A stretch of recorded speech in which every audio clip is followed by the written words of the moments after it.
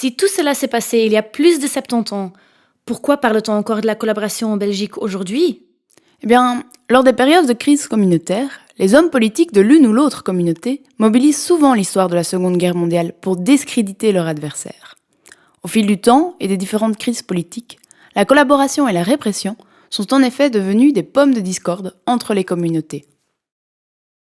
Comment en est-on arrivé là? Cette situation est due à une évolution distincte des mémoires. En Flandre, le mouvement flamand a dominé la mémoire de la collaboration.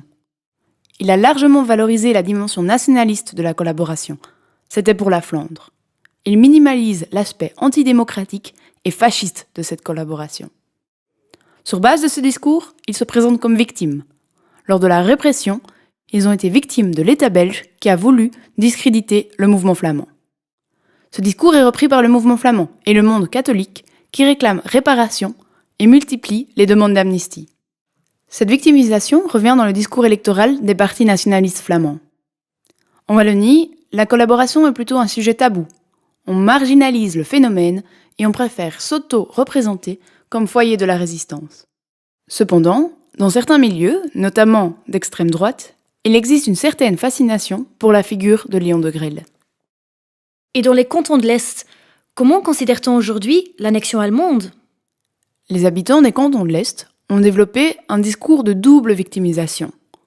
Ils se présentent comme victimes de la politique internationale qui leur impose de changer de nationalité.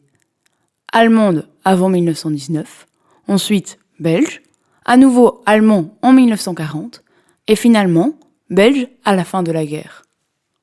Ensuite, les habitants estiment être victimes d'une plus forte répression de la part de l'État belge qui ne prend pas en compte les particularités liées à l'annexion allemande. À cause de ce discours de double victimisation, la question des responsabilités individuelles n'est jamais posée. À côté de cette dimension communautaire, la collaboration pose une question d'ordre moral. Aujourd'hui, on envisage encore souvent le passé en noir et blanc, les bons et les mauvais, en oubliant la palette des nuances et le fait que l'essentiel des Belges songeait avant tout à survivre.